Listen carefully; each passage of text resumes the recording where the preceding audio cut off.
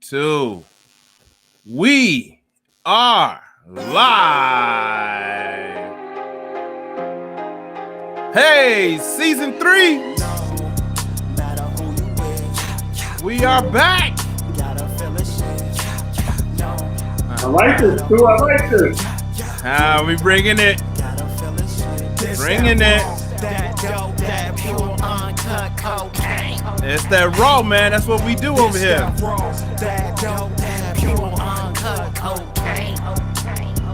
All that weight I lost, I gained it back due to social distancing. All right, man. Got released, did another prison sentence.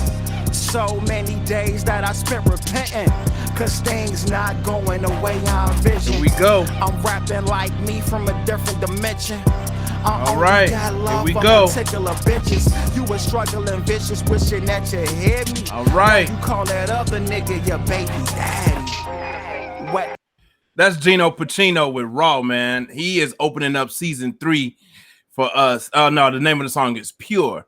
Gino Pacino. You can find that at musicspool.com. What's to it?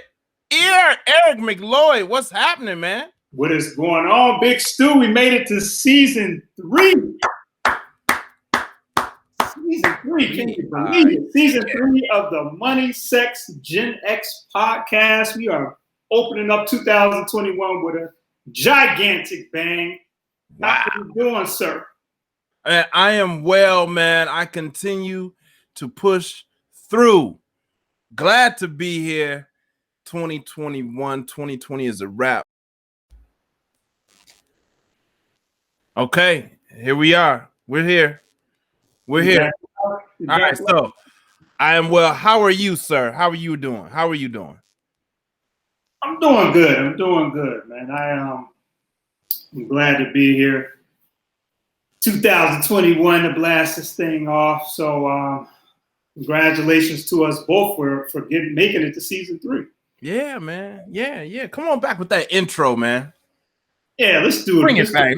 Come on, man. Come through. So I am Mr. Eric McLeod, the man with the plan, the guy that made him cry, and I do consider myself the Scottie Pippen of podcast pimping.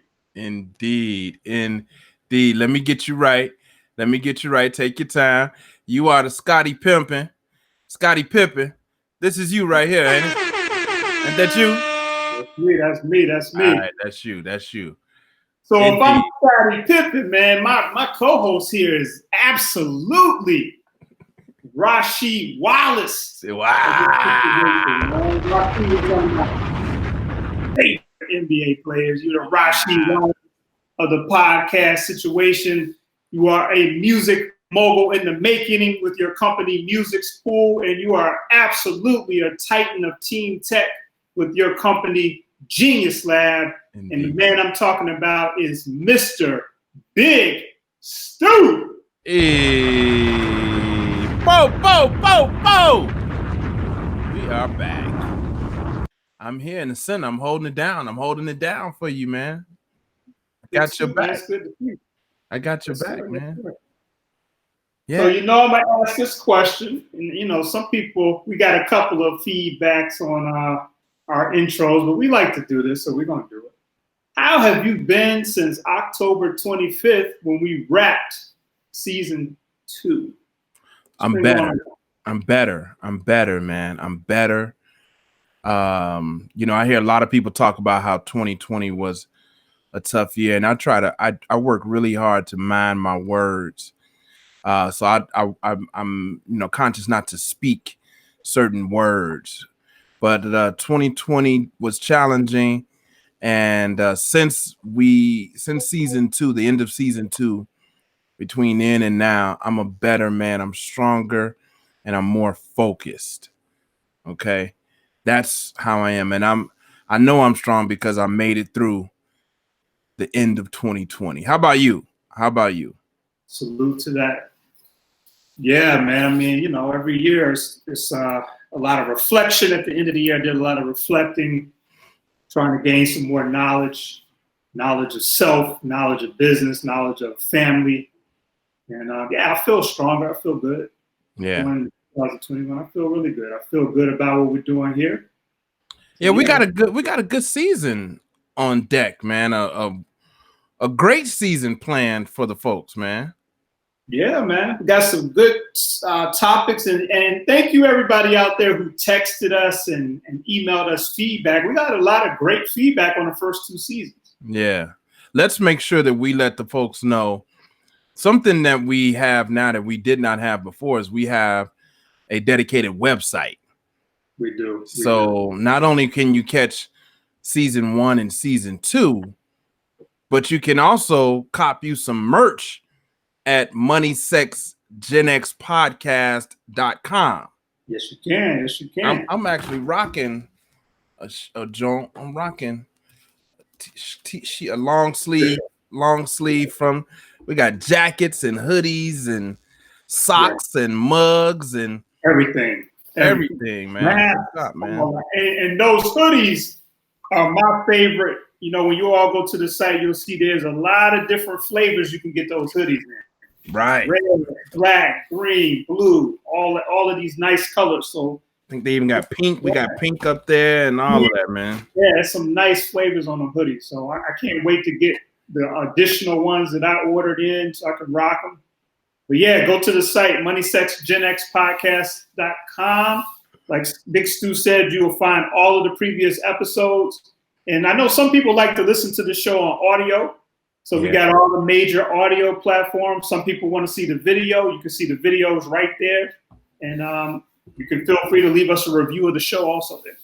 And leave your comments right here, right now. Leave your comments. We may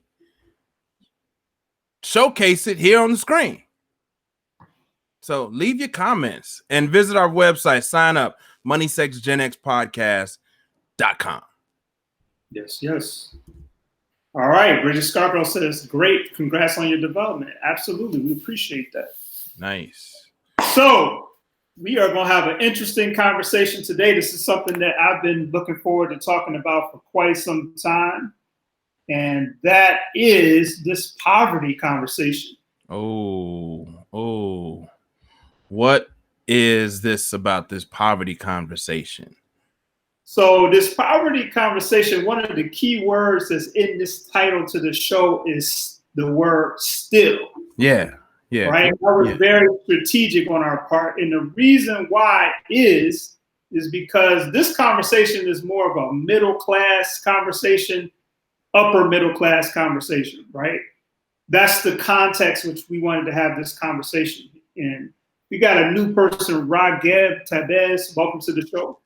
Welcome. He wants to know, they want to know, what is this? I'm new here. Well, just stick around. Just stick around. Hang out. We're having an intelligent conversation. Absolutely. From the next perspective. Yeah. We might learn something. We might learn something from you. So yeah, we wanted to approach this from a middle class perspective, an upper middle class perspective, because I think that, and tell me your thoughts on this, Stu. I think sometimes people feel like the middle class, and particularly the upper middle class, are good. Yeah. They don't really have any issues as it relates to poverty. How do you feel? Man. You know, up until just a few years ago, I assumed that when we talked about poverty, we only meant it from a financial perspective.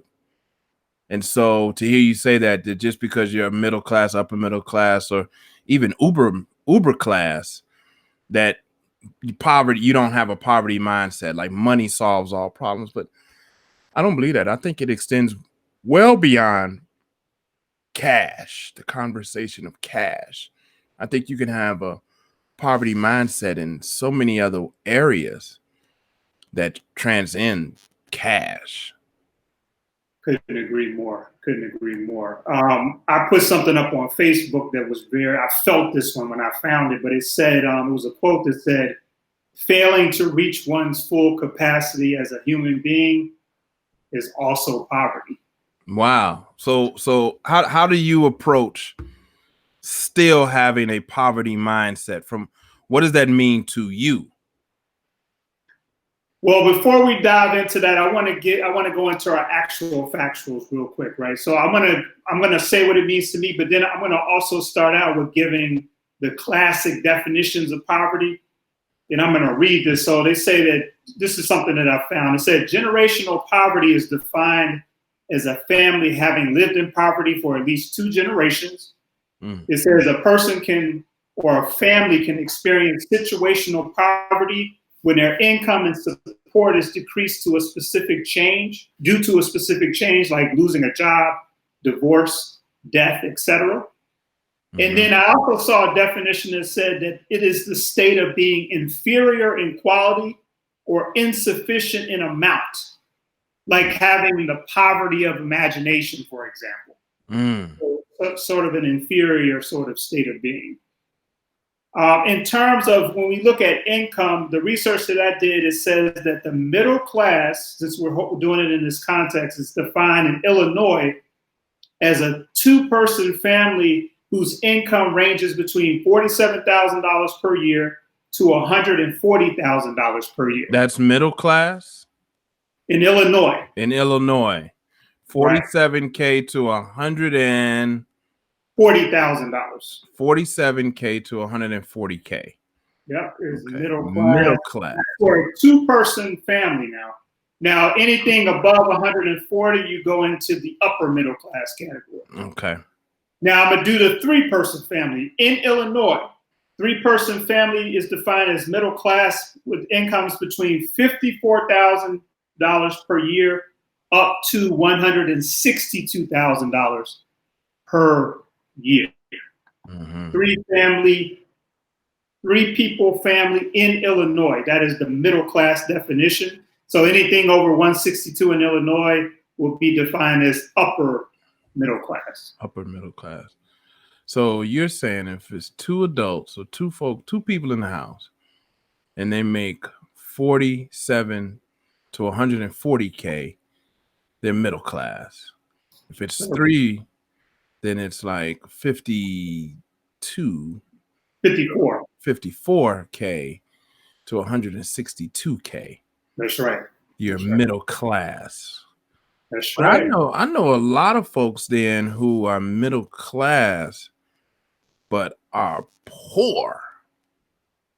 What do you mean by that, sir? Now, see, I'm reverting back to the mindset.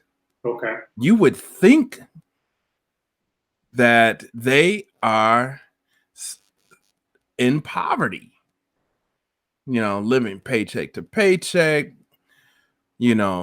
stressing over bill payments, claiming to not be able to make certain moves in their lives because they don't have enough access, or they can't do it, or they're limited. All of that. That's how poor folks think. That's how poor people think. Okay. And so it clearly ain't about money. It clearly ain't about the income at this point. True indeed. When we have these conversations, Stu, I always go back to myself, right? I can definitely say I've been one of those people in the past that had a poverty mindset. And I asked myself as we were preparing for this show, what did that look like? So I would do stuff, for example, like I would have money in the bank, but I would fill my gas tank up only halfway. Wow. And I know I'm not the only person out there that's done that. Man, I know some folks that no matter what they got, they only put in 5 and 10. Why did you do that? Why did you only fill it up halfway? That's a habit that I developed when I was younger, when I was like maybe in my teens, and I just still kept doing it. It's like, yo, bro, why are you putting $20 worth of gas in your car? But I had a poverty mindset. That's what it looked like. So I'm thinking that I grew up, and I know, so I cannot act like I grew up with a silver spoon. I can't act like that I grew up poor either, right? My family had means, right? We had access. Up until my dad left. Now, when my dad left, I started to experience a little bit more real life poverty, like some winters with no heat poverty, like no hot water poverty. Right. Now, but I always, was raised, fill that tank up. Yeah. Like, try to fill it up. And I thought that in a sense that was a poverty mindset as well. It's like, always have cash and keep a gas tank full in case you run out of money. True indeed. Keep your gas tank full. You never know. You might run out of money. Now, I knew that was poverty mindset. Yeah. If you run out of money, at least you got gas in your car to get you someplace. Absolutely. I hear you, man. Crazy. It's strange how we develop some of these habits. I mean, it probably started out of me maybe not having a lot of money, but I remember vividly doing this when I know I had the money in the bank. I'm putting in. And honestly, I still struggle with that to this day sometimes. I'll be like, come on, man, go ahead and fill this tank up. It's just one of those things with everybody got their little idiosyncrasies that feel, and that's one of them for me. It's like, I don't know. I couldn't even tell you where it started. Another one that comes to mind is I would have the money in the bank and still pay certain bills late. Oh, especially a car note. Mm. That is something that I don't know what it was, but I would always, whenever I had a car, I would pay the car note late. Well, I got something close to that, because I definitely have my share of paying bills late. But one of my poverty mindset behaviors was to always have cash.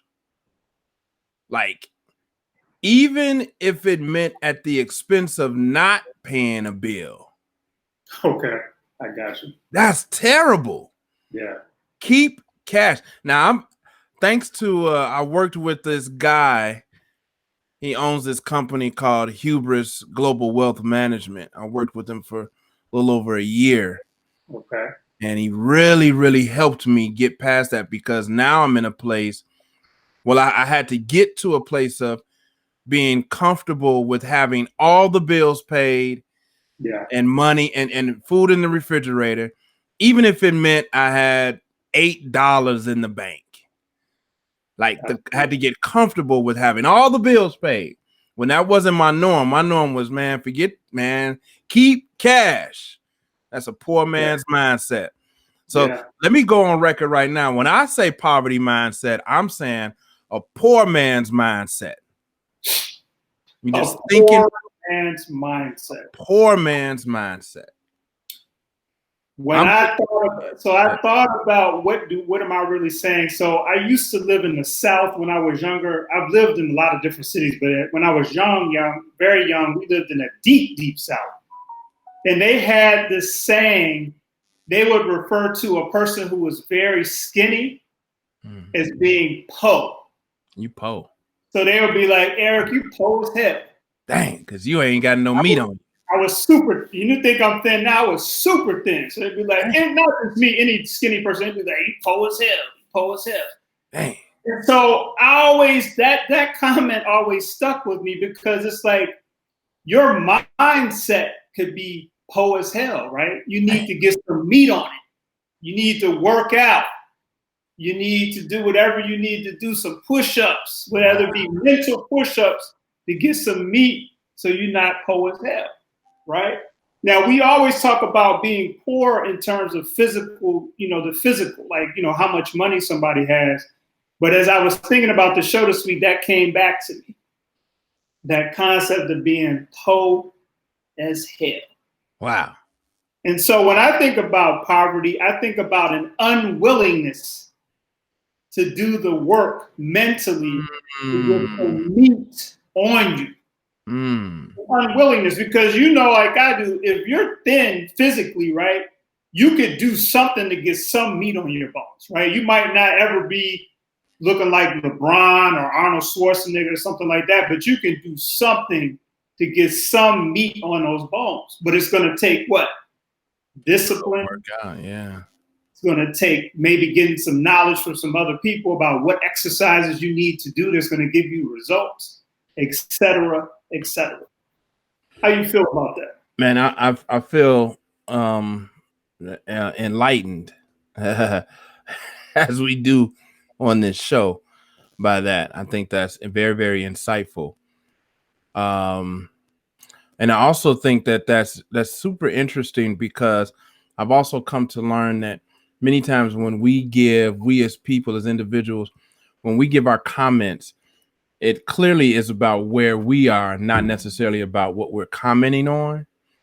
So to even refer to somebody as Poe, or to comment that somebody else is in a particular financial situation, mentally or physically, or whatever the case may be, is an indictment on one's own character. When it comes to that mentality of poorness or po'ness or poverty. So sometimes we call other people out because it makes us feel better about ourselves. Wait, does that make sense, man? Did I drop that jewel, man? Did that make sense, Eric? It makes sense to me. Absolutely. Okay. All right. I just want to see if it makes sense. Yeah, man. I find that to be true. Completely true. Will we get into this conversation today? Will we get into some tips, tricks, strategies to overcome a poverty mindset? We sure will. And you are rocking with the Money, Sex, Gen X podcast.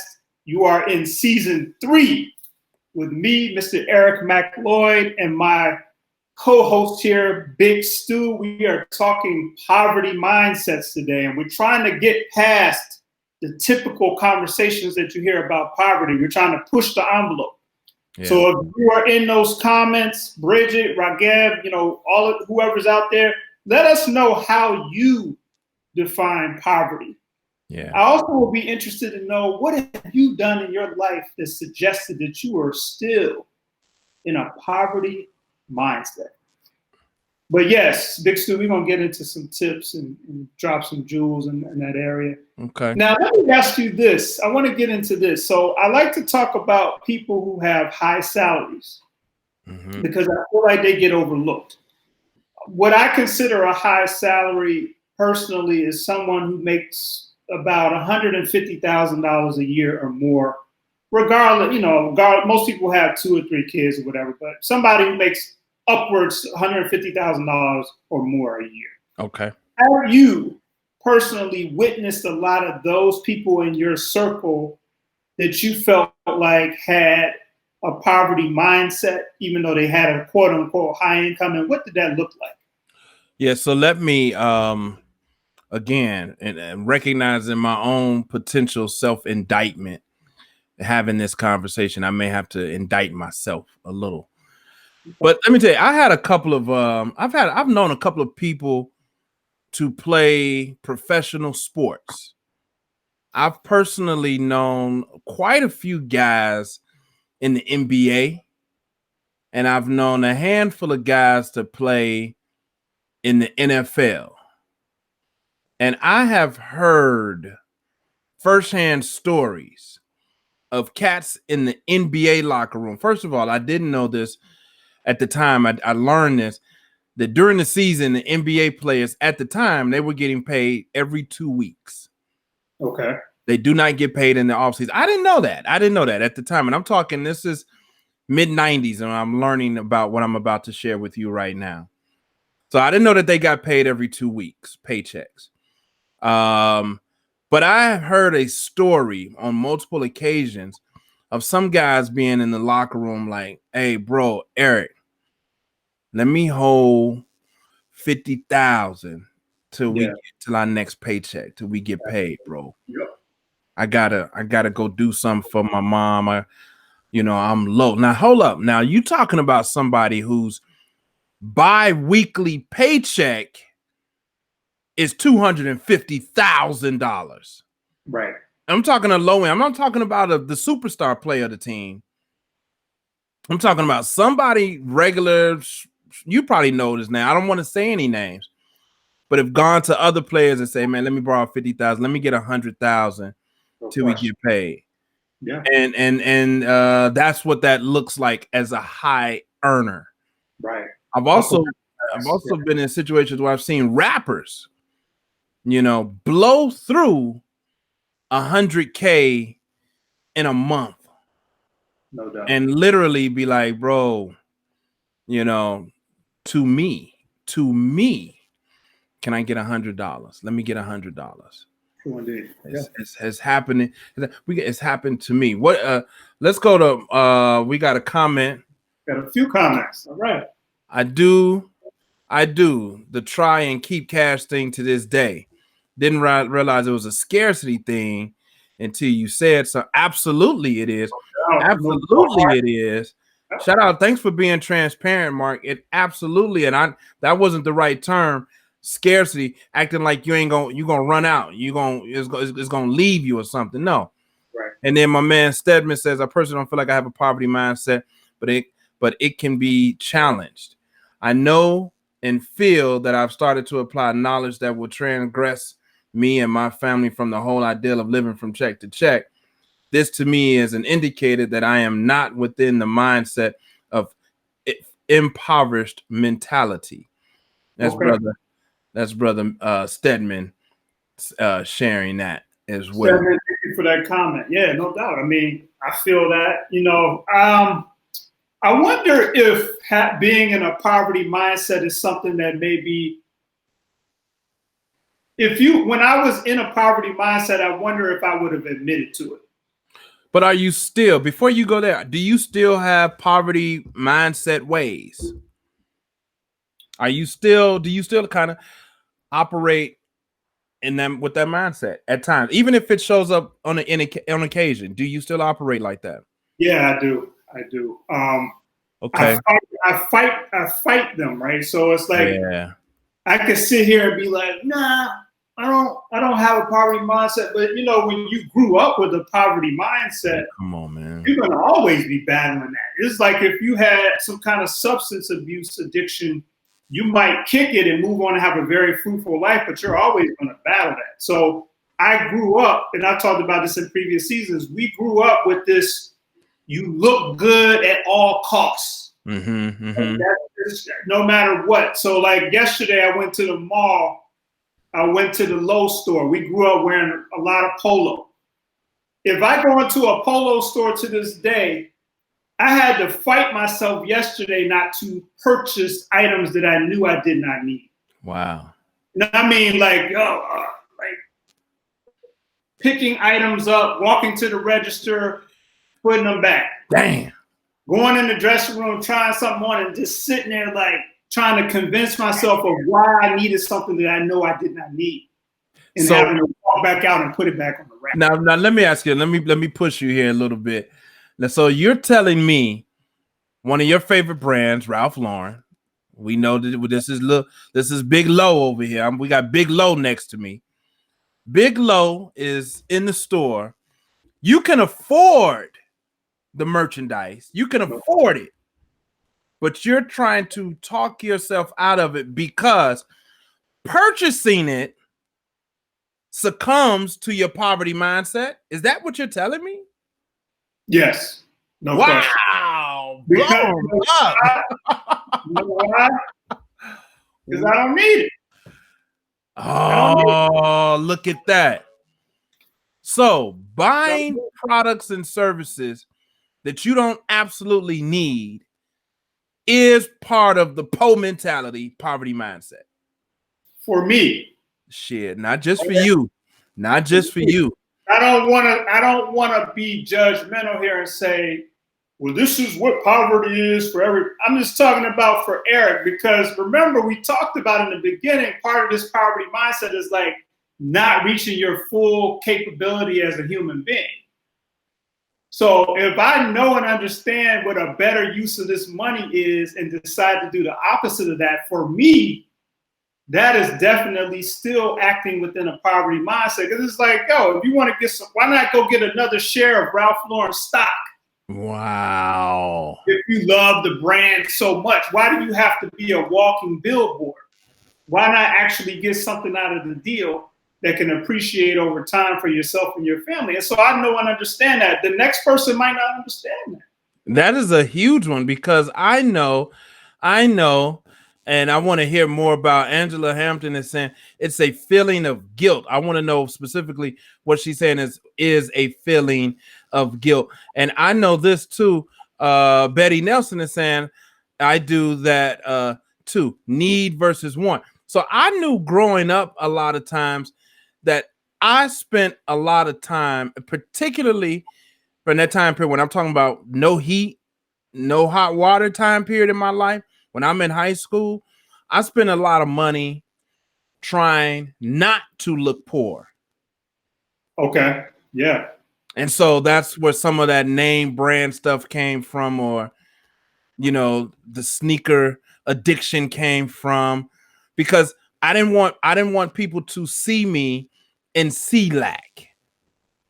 Yeah. So I But tried why, to cover up the lack. why? But why? I want to push you on that. Why not though? What was the reason for that? Why didn't I want them to see lack? Yes. Because I thought that lack was something about, it would say something about me personally. Like it would be again, I'm gonna go back to the term that an indictment on my character. It would say something about me that I showed poverty. I showed this lack is the only word that I can really come up with. So I didn't want that. I didn't want the attention. So I did what I could, what I thought I could, instead of taking money and investing it in my future savings or physical investing. Finance, you know, I threw the money away on products that gave me a facade of something that I wasn't. Yeah. Right. That's real. I mean, did you feel like you, and I've talked about this before, but like, and I want to know this from you. I didn't even think, and this was part of the poverty mindset for me as a youth, I didn't think I had a future to look forward to. Damn. So why not go get the low? I'm not going to be here. I'm not, you know, it amazes me how, and this is just how far gone I feel like my brother and I were. So I didn't even have an idea of being 40 years old when I was a child. It wasn't something, I know people now, they're young, they be like, yo, when I'm 40, I'm going to do X, Y, Z. We didn't have that. It was like everything is about, and that's part of where I see the poverty mindset now that we're talking about this. It's a very present-based point of view. It's like everything is about right now. I got to make sure people don't think I'm lacking right now. Because think about it, and I'm saying this to agree with, I'm sharing the mentality that you had, because it's like, now that we're older, wouldn't it have been more powerful to be like, I am lacking right now, but I'm not going to be lacking 10 years from now. Yes. You feel me? It's like, yeah, y'all laughing because I don't have the whatever on and all that, but I'm going to be straight 10 years from now. Where are you going to be? You know, I wish we had kind of had that point of view. And where do your I'm sure you share this content, these ideologies with your children. Do they seem to get it? No, I think no, I don't think they get it, because I think it's hard for them to get into that point of view that I was in. I think it's difficult for them to understand. I mean, I've been talking to them about these concepts since they were a baby, so they're probably, when I bring it up now, they're looking at me like, we already talked about this. Like, you know what I mean? Like, I don't know if you were the same, but I didn't have that introduced to me. They've had it introduced to them since they were babies. Okay. Because I was going to ask, like, if you were 2 generations in poverty, according to your actual factuals, you're 2 generations in poverty, and many of us, I don't care where you fall, many of us Black folk in America, Black Americans, we are more than 2 generations in poverty. Yes. Right. So most of us are more than 2 generations in poverty.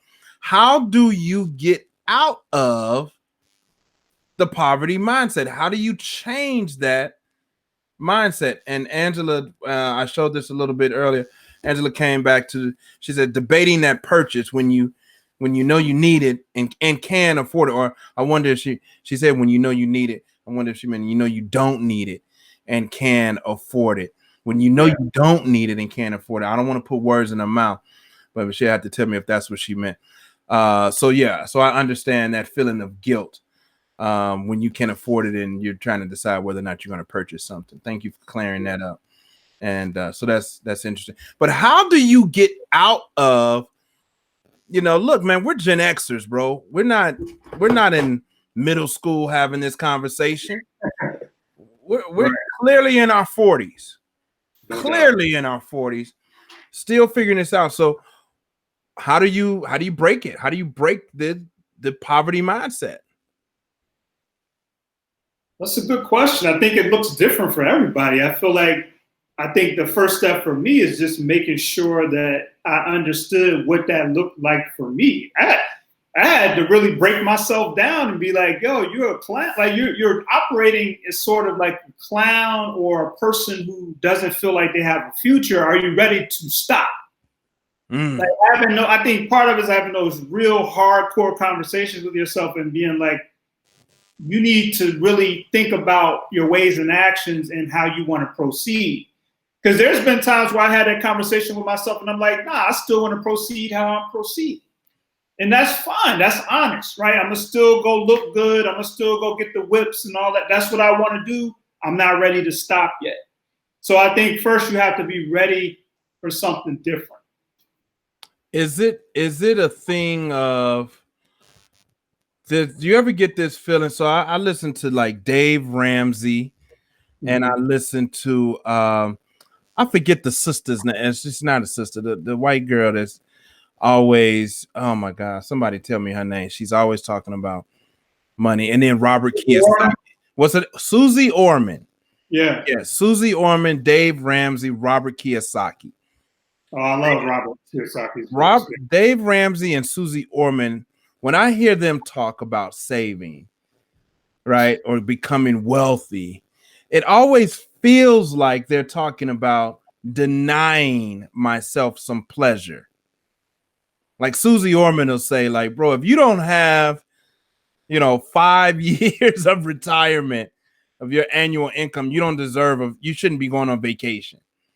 If Dave Ramsey kind of talks like that too, of this living within your means. But Robert Kiyosaki is always talking about, instead of saying, I don't have it, figure out, what do you need to do to get it to afford this thing that you want for yourself? Is that part of it for you too? Or is that just me that feels like sometimes I'm denying myself, which makes the decision to think long-term more difficult? Yeah, I think there is a denial that comes into play. I mean, for me, when I was making my transition, I made a concerted effort to deny myself because I hadn't done that in the past. It's like, at some point, don't we need to deny ourselves so that we can move forward? You'll survive. You'll be okay. I'll give you an example. I decided to drive a Chevy Malibu for a few years. And even people in my family, they talked about me like a dog. Wow.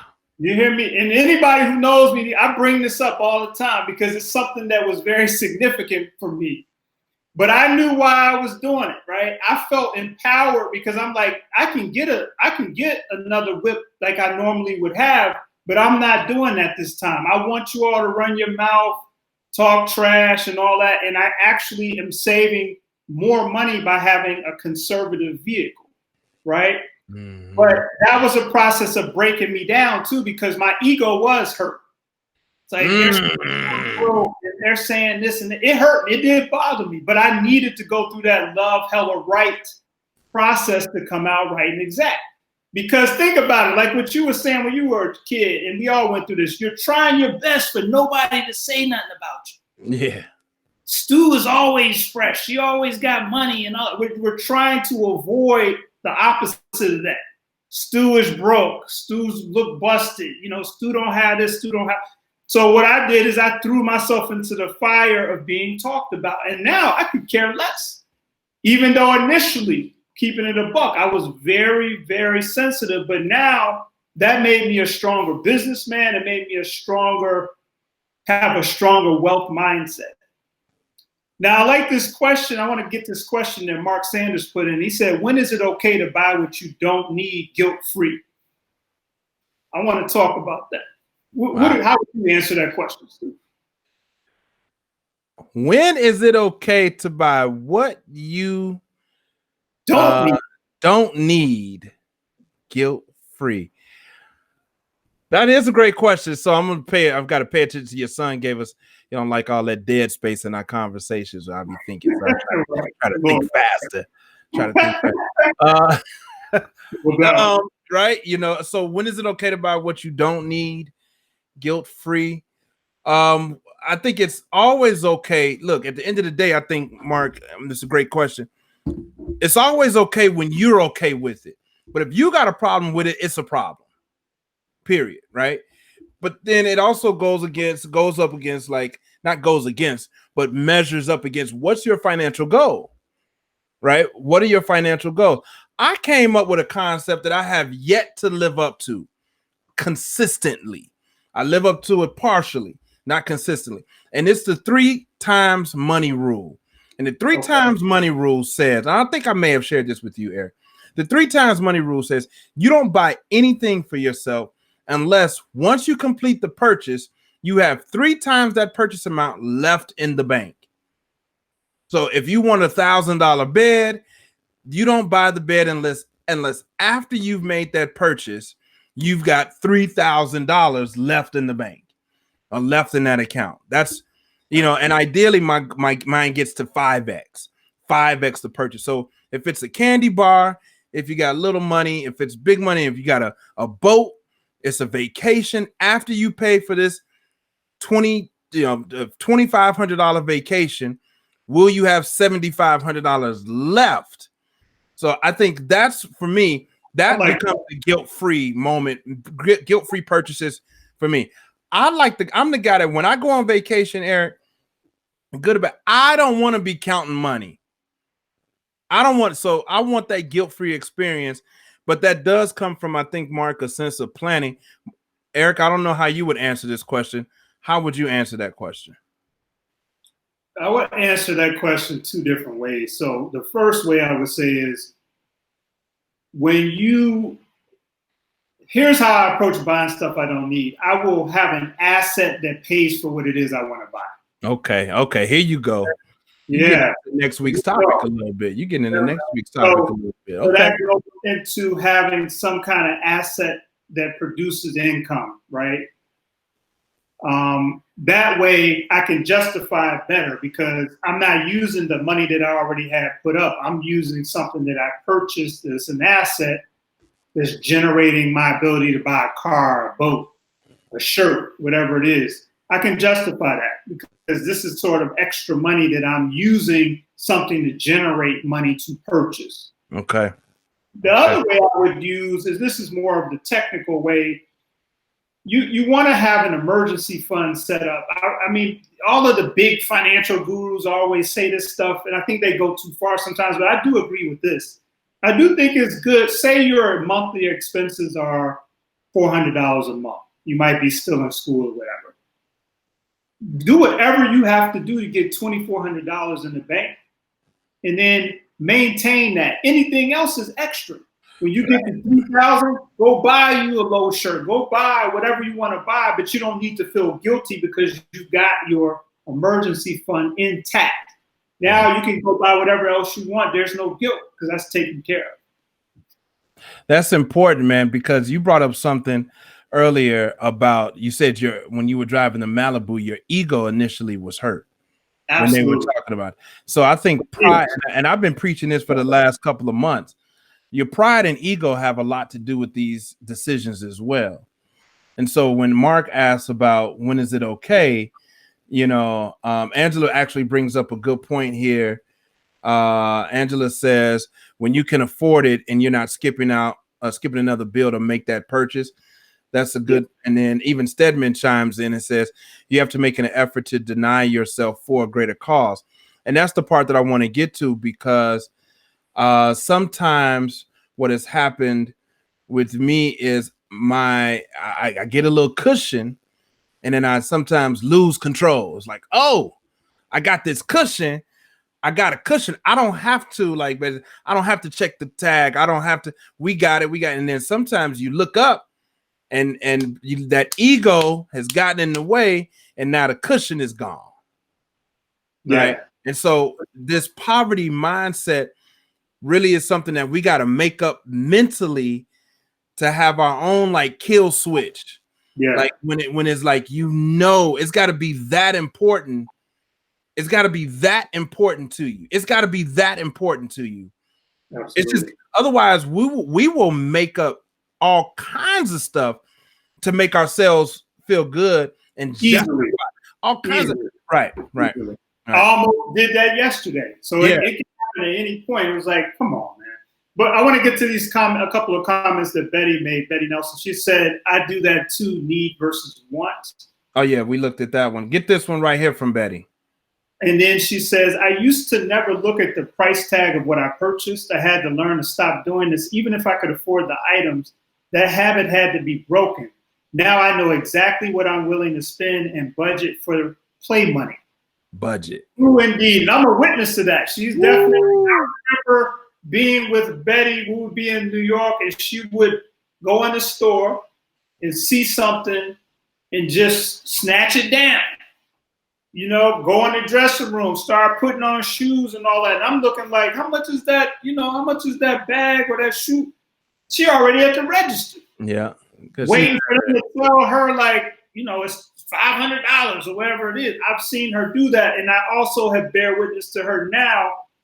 She's not buying anything unless she knows she's within the budget. And like she said, and this goes back to what Mark is saying, once you have your foundation taken care of, you got play money now. You can play a little bit. Because, you know, it's not realistic to just be in a situation where you're not giving yourself anything, because I feel like that makes you relapse even faster, right? But you get your foundation set and then you play for a little while. Now, here's what I had to do. I think you can go too far with the saving too, right? What I would do once I got into more of a wealth mindset, I would save everything. Don't buy anything. And I think I had to learn, remember how to play, right? Because that's what's going to keep us on track. You got this money put up. You did everything you were supposed to do. Go ahead and play. Allow yourself to play. And then you go ahead and do whatever else you need to do. So there's a balance. You need that balance.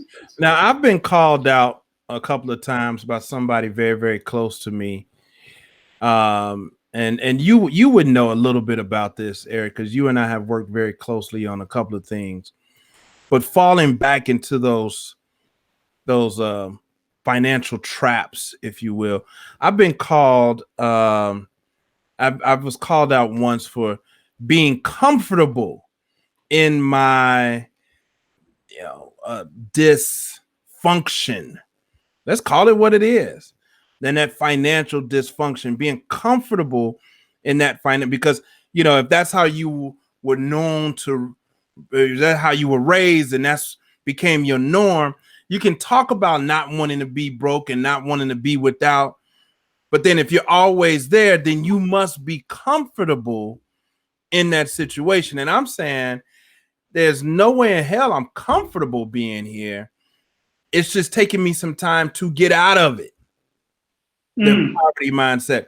How much of the poverty mindset, in your professional opinion, because you are the founder and CEO of Hubris Global Wealth Management. You know what you're talking about. You know what you're talking about. So in your professional opinion, how much is childhood traumas or childhood raising have to do with today's poverty mindset on an individual? I would say 90% of it.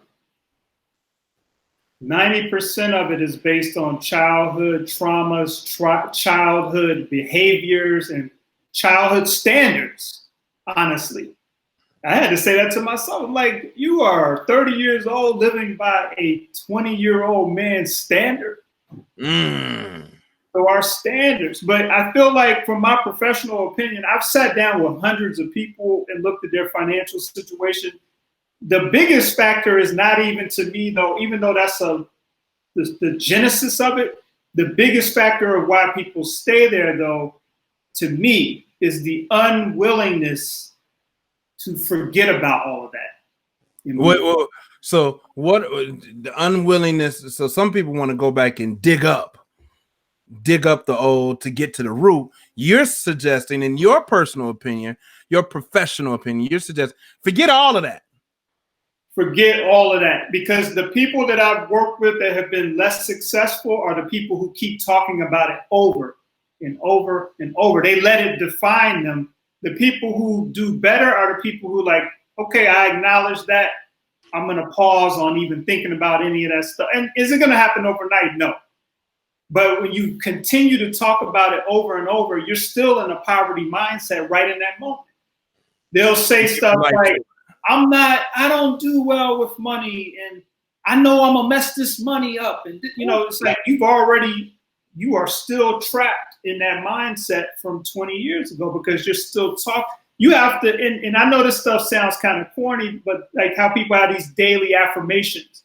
I used to do this stuff. I would look in the mirror and be like, I am not a prisoner of my past. Mm-hmm. I am going to be wealthy. I am going to stop worrying about what people think about me and using that as the reason for me to make decisions. Let me tell you something. Those are some powerful exercises to do. You don't have to tell anybody that you're doing them, but I can tell you firsthand that they work because you're putting out into the universe a totally different book that you want to write.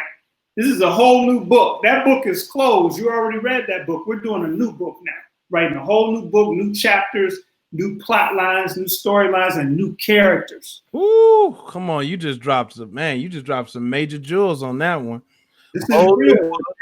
New plot line, new storylines, and new characters. New characters, because you might have to distance yourself from those people who are trying to keep you in that old story. And honestly, I want to say that one of those new characters is going to be us. Absolutely. Because I cannot continue to do the same things that I used to do. I have to do different, which is going to look different to most. That's true. Not going to be doing the same shit that I used to do. Right. And understanding that if you don't watch it, you could go to your grave doing these things for the rest of your life. Damn. Like I had to sit with myself about that. Like you could be 60 years old, still putting a half a tank of gas in, still spending money that's neat, still paying a car note late. All this crazy stuff. I would tell you something else that I had a fear about, and it's something that I still fight. So recently, I just paid off a car that I had, right? I was like, in my mind, thinking that if I pay this car off, something's going to happen. Damn. This is totally mindsets from years ago, right? And I had to stop myself like, Eric, come on, man. You got the money to pay off the car. Whatever is going to happen is going to happen whether you pay off the car or not. You rather keep paying a car note and you got way more money than needed to pay the car. But I'm saying that to say we have to remember some of this stuff you're going to have to fight the rest of your life. But what I do is when I catch myself in those moments, that lets me know I need to take in some additional mental food. Meaning what? What does that mean? Read a Dave Ramsey book. I might have to go watch a Dr. Boyce Watkins video. You know what I mean? I might have to go watch somebody on YouTube that I respect to get back in the right mindset and nourish myself. Because remember, you don't want to be po as hell. You got to talk yourself off the ledge, man. Without nourish. You go feed that. That's awesome. And that's something that I talk to my kids about, like that I don't think they fully understand. Like we don't understand sometimes that there's different types of food that we eat on a physical level. But I think sometimes we have a hard time understanding there's a lot of junk food that you can take in mentally too. Right? Eating a lot of potato chips and candy or whatever mentally. Because in our society, as we all know, you're told if you got some money, you need to look like that. Damn. Right. Definitely as black folks, we was told. I know I was told that when I was born, you got to show up a certain way. You got to look good. You cannot be out here looking raggedy, period. You got to keep it together.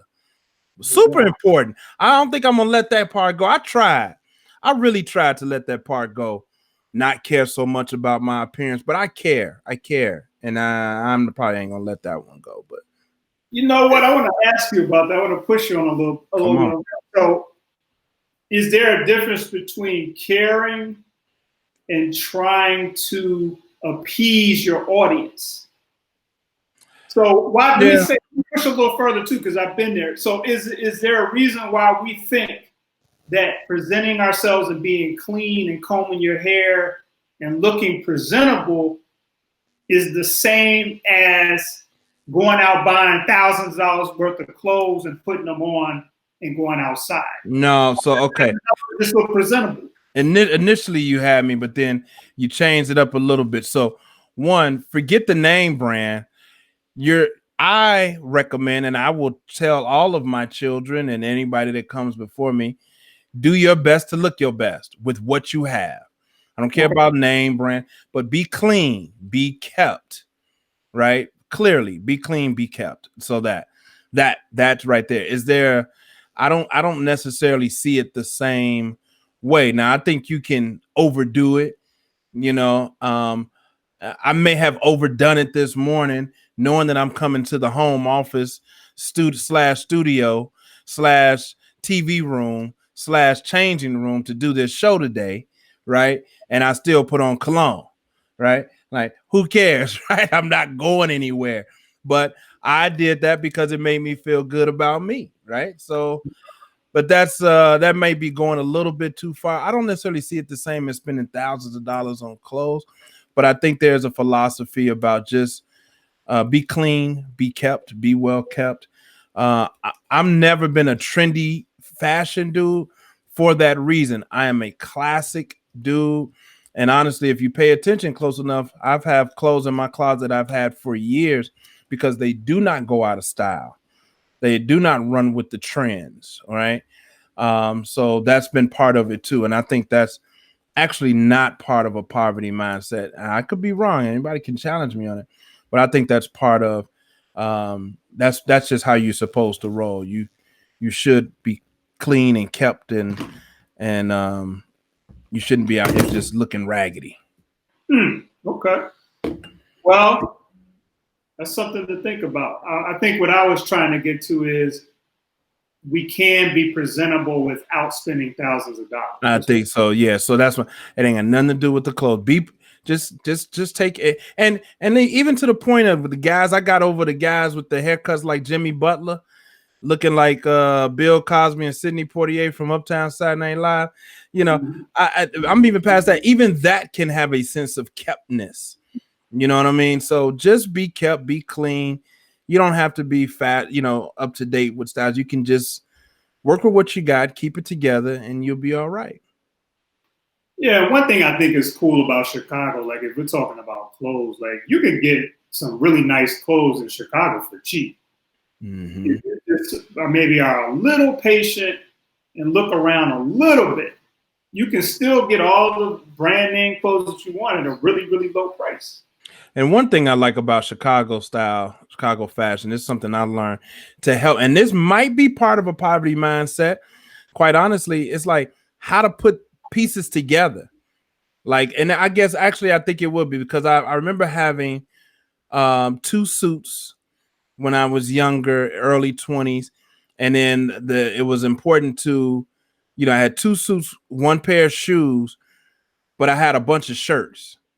So I could change the shirts up and the ties, a ton of ties, change up the shirt, change up the tie, and it makes the whole suit look brand new. And so I extended 2 suits for a long time for a couple of weeks worth of work by changing up just the shirt and the tie.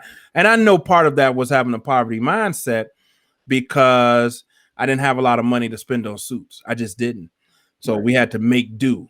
So change up the shirts and ties. And you can extend that suit and you put it in the dry cleaners every couple of weeks and make it work.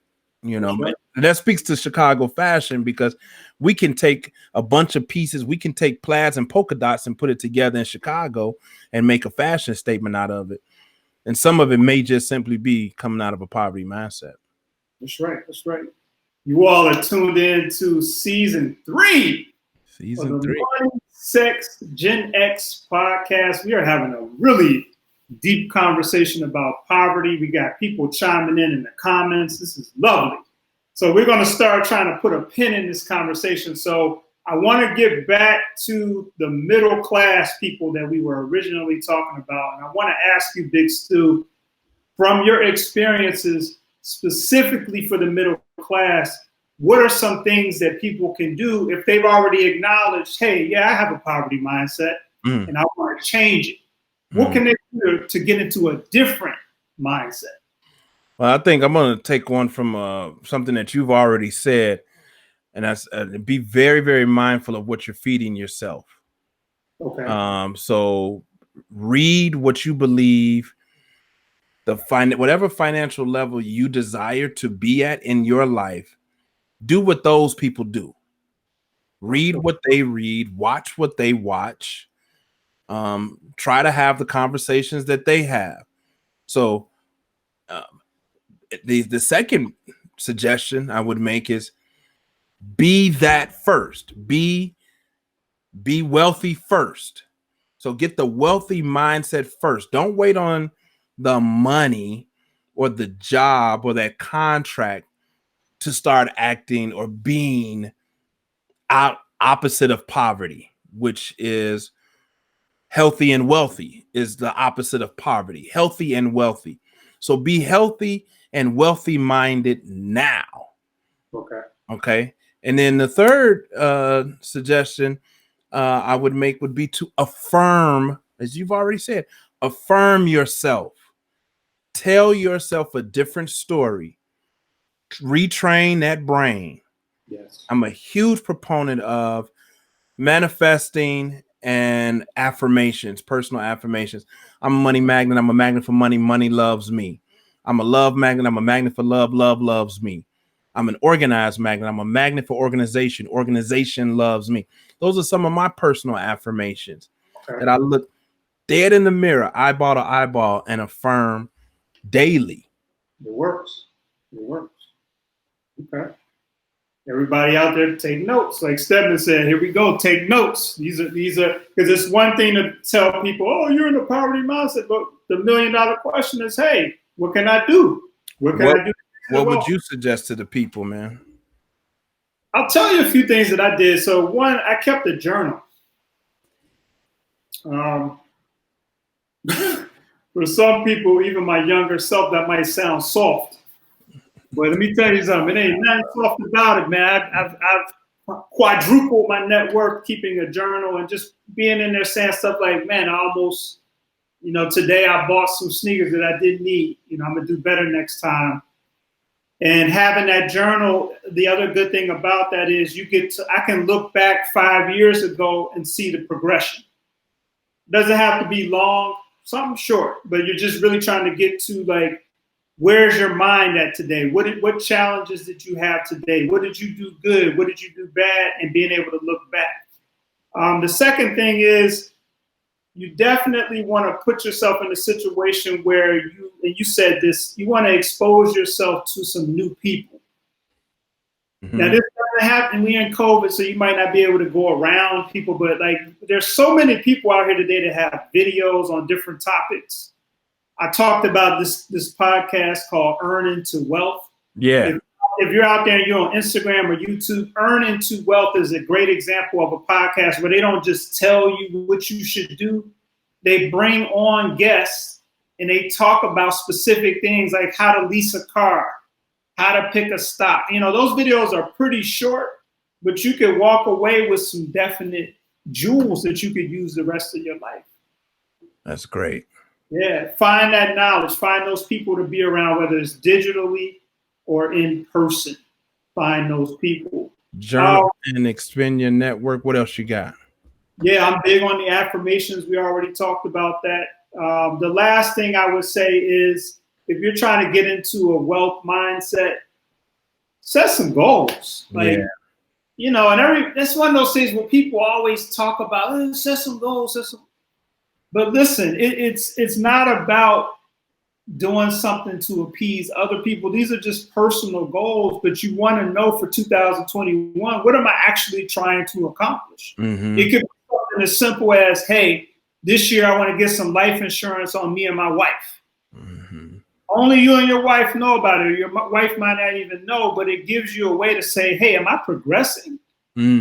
actually moving forward or not. Another goal could be I'm going to buy one stock every month of the year in 2021, right? And you get to look back and be accountable to yourself about what you want to do to move to that next level. So yeah, set some goals. That's great. That's great. I want to throw a bonus one in there. You helped me with this, and I'm going to be fully transparent in this moment. And prior to my work with you, I had a couple of budgets, but I was not keeping up with them daily.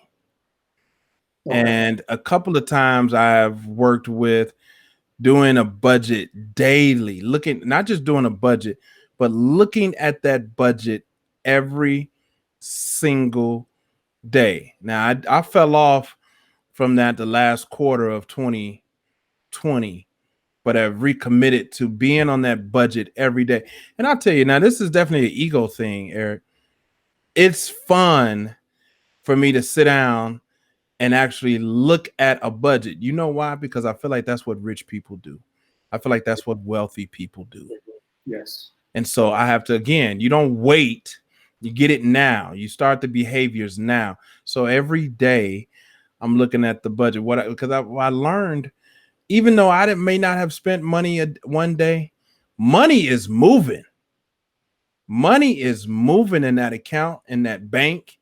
Something that I purchased last week just hit today, and you got to be on top of it. So the budgeting piece is huge to getting out of that poverty mindset. Yeah, man. It was a joy watching you go through that process of, I always liked working with you because you were always honest about how you felt at any given moment. And to see you go ahead and embrace, it wasn't that you didn't know about budgeting. You're a very knowledgeable person. It wasn't that you hadn't budgeted in the past, but it was just that openness. And this leads us to something else of being accountable. Being accountable. Because, you and I, we were working from a shared budget, so I could see what was going on. You could see. And I would add that as my bonus. Be accountable to somebody outside of yourself as well. It might, whoever it is that you trust. But yeah, the budgeting is a big deal. And it reminds me of something that I used to have going on with me when I was in that poverty mindset. I used to get a lot of NSF. Oh my gosh. Oh my gosh. Oh my God. TCF Bank used to light me up. And they loved you. They loved you. And I don't know what it was with TCF, but man, they just, I was making some bad choices, but they knew how to get you in the negative. That's for sure. Man. It's like they worked it. Now, I will tell, there's this rumor going around that Chase Bank is, and I'm not with Chase Bank. There's a rumor going around that Chase Bank is in trouble for overcharging their customers, and you're supposed to file some sort of claim to get some of these, not just overdraft fees, but some of these bank fees back. I'm not with Chase Bank. That, and I said it's just a rumor because I don't know it to be true, but I did read that, and I heard a couple people talking about it. But at my own bank currently, they have made some of their own mistakes in this last quarter.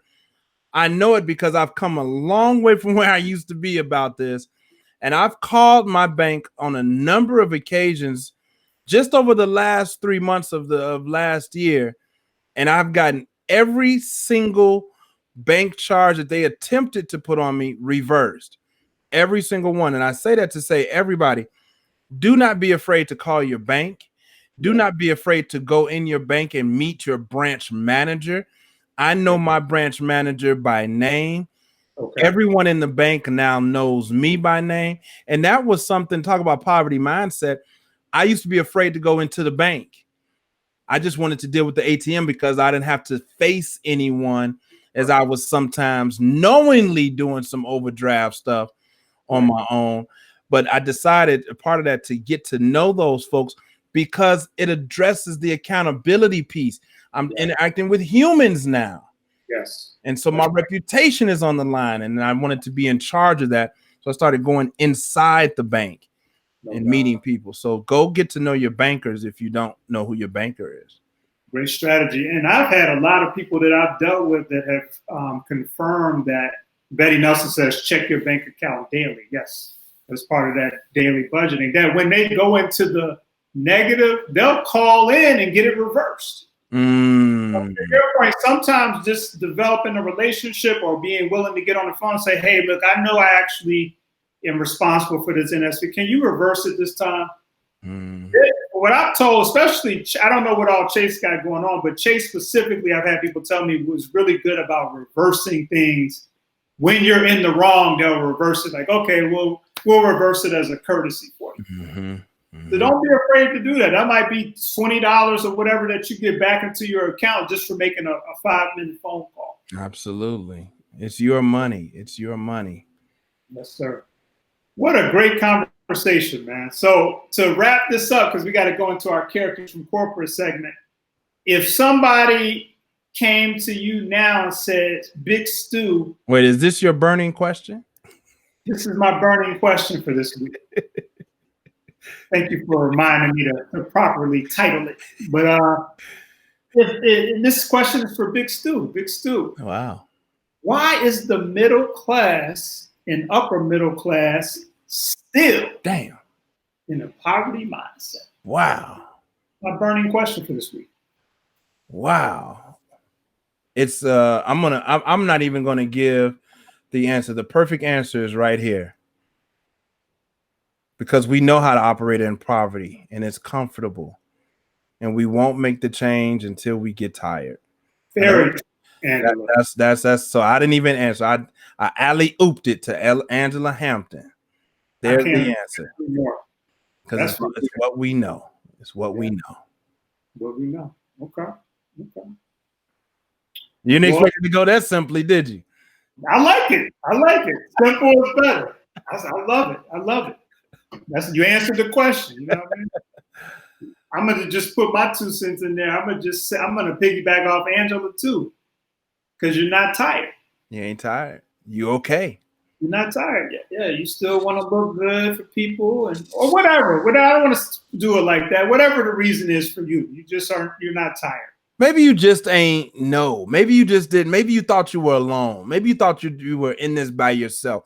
Maybe you don't. Maybe you've created a world where you're the only one that's broke. You're the only one that's dealing poorly with your finances. I talk about it, your relationship with your money. What is your relationship with your finances? And a lot of people don't look at their money relationships they don't look at it that way. And so if you ask yourself, what's your relationship with your money? Probably many of us will find that it's toxic. And unfortunately, you can't divorce your money. You can't break up with your money. So you have to fix your toxic relationship with your money. Otherwise, you are opting in to die with a poverty mindset. No question. Perfectly stated. You're opting in. That's right. Wow. What a conversation, man. Stedman says exceptionally good. Angela Hampton said this was good. Yeah, it was good. I really thank you all for chiming in. This has been what I love about doing these segments and shows with you, Big Stu, is that you and I, for whatever reason, we're willing to be honest about our own issues. That honesty is refreshing to me because, when you go on social media, we're not judgmental on the show, but there's a lot of, I'm doing this, I'm doing good, and all of that. And some of that is real, right? But then you got the other side of it, which is, I might be doing good, but I'm still struggling in these couple of areas, And I think that's what I love about our show. It's like, we're doing good, but I'm struggling a little bit. I might have struggled yesterday when I went to the Polo store or whatever, or I might have struggled when I drove past the Mercedes dealership or whatever it is. I'm still a work in progress. Mm-hmm. I agree. I enjoy sharing this stage with you as well because you bring so much knowledge, quite honestly, to the table, brother. And you are a fact finder. You're not just going off the top of your head, which has honestly forced me to do a lot of the same. So now I'm stepping up my research game. And so I don't want to talk about anything that I haven't done some due diligence on. There you go. Do the knowledge. Yeah. Even though I think people like my Even I like my spontaneity sometimes. People do like that. It makes for a great balance. No doubt. Uh-oh. Where we go?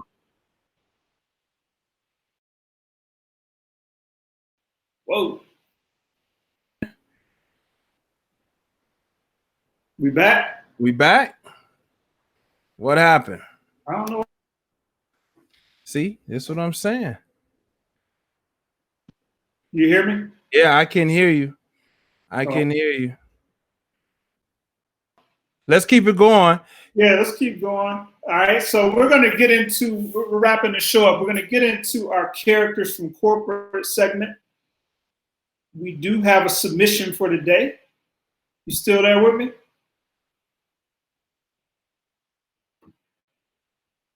Can you hear me? I hear you now. Yeah, you hear me? We got characters from corporate. I can hear you. We lost video, but let's keep it going. All right. All right. Okay. So our characters from corporate submission today is we have a person that wrote into us. She says, "Hey Eric, love the show and the insight that you and Big Stu deliver every week. Much appreciated." Okay. She says, "I'm a Black woman, millennial, age 35 years old. I currently work and live in Detroit, Michigan." Okay, shout out to D-Town. "I am a corporate analyst. And my question today is based on pre-COVID when my company was coming into the office daily." Okay, so cool. She says, "I pride myself on being cordial and trying to speak to people when I see them around the office. Most people speak back to me or at least acknowledge me in some way when I speak, like a smile or a nod. Now, don't get it twisted. I could very easily not speak and be just fine." Mm-hmm. Very cool. But she says, anyway, there's one person who I have spoke to many times around the office who has yet to speak back or acknowledge me in any way. Terrible. She closes this out by saying, "He is a Black man, so this bothers me very deeply as a Black woman. Am I tripping here? Or is this guy a character from corporate?" So she's tripping because the only other Black dude don't speak to her. That's what she said. Well, she tripping. She tripping. She need to let it go. Get over it. So she's saying, okay, I come into the office, I speak to everybody speaks back to me, but this one dude, he don't want to speak, blah, blah, blah. Okay, well, I'm going to agree with Big Stu. I do think you're tripping a little bit because if it was me, I'm not going to keep speaking to somebody that doesn't want to speak back. Right. You know what I mean? And who knows what the reason is? Who cares? Right. Who knows what's going on in his head? He might be thinking that he actually does acknowledge you or do something to speak back. You never know. He might have a woman at the crib that, like, if you look at any one of them sisters, right. You better not be in there speaking to nobody.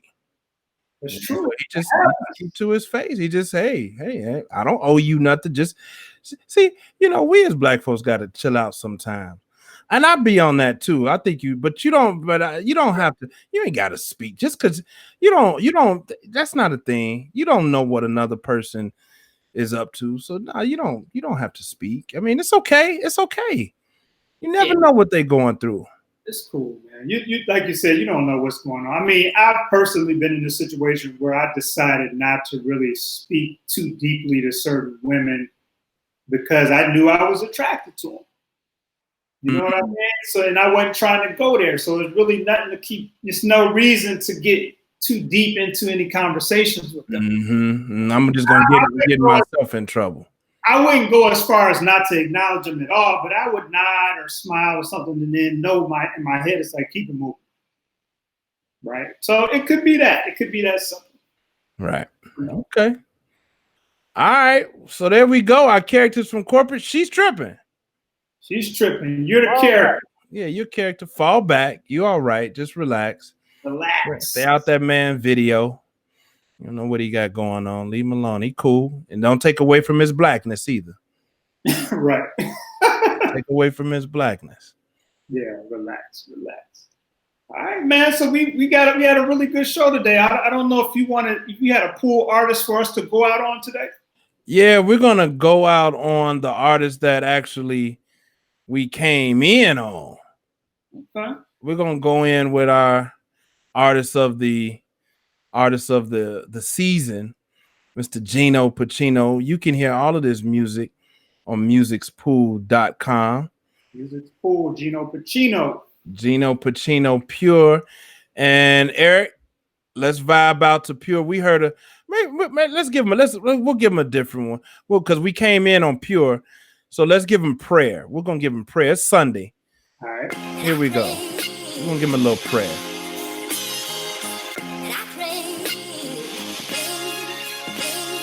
Pray for success, cause success is what I had to be.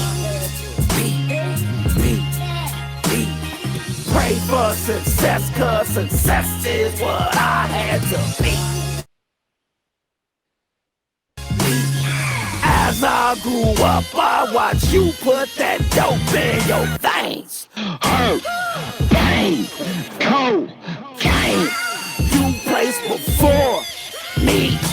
Promised myself there was something that I'd never be. Can't grieve.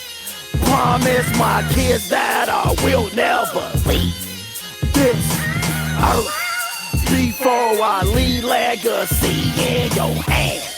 Promise myself to myself as a plan for success, cause success is what I had to be. All right, Gino Pacino. For success, cause success is what I had to be. That's prayer from Gino Pacino. They can hear the rest of that on Pool, man. Gino is from Chicago, right? Gino from Chicago, from Inglewood. Shout out to Gino and Chicago and Inglewood. Man, that is a great track. I like it. It's hard. I like the one-word titles. Prayer. It's great. Okay. Sir, do you have any comments as we end out episode 1, season 3? You know, I'm gonna go on record. I'm gonna go off sketch just a little bit. This is a special shout out to Be Live. If y'all don't get y'all act together, we're gonna find another platform. Yeah, you're gonna have to. I'm talking to hundreds of people right now. Be Live. Y'all gonna have to fix this and get this thing right. Y'all better get it right. That's what I got. But I'm glad we had it. Season 3, episode 1 is in the books, baby. In the books. Tune in next week for our second episode, 10 things that they don't tell you about the stock market. Uh-oh. We're not doing the cookie cutter conversations. We're going to get into some real nitty gritty topics related to that. 10 things they don't tell you about the stock market next week. Until next time, everybody.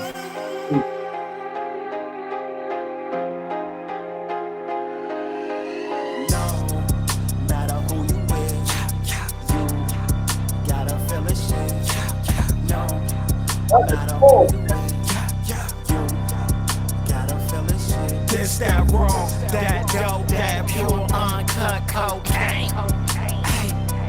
This that raw.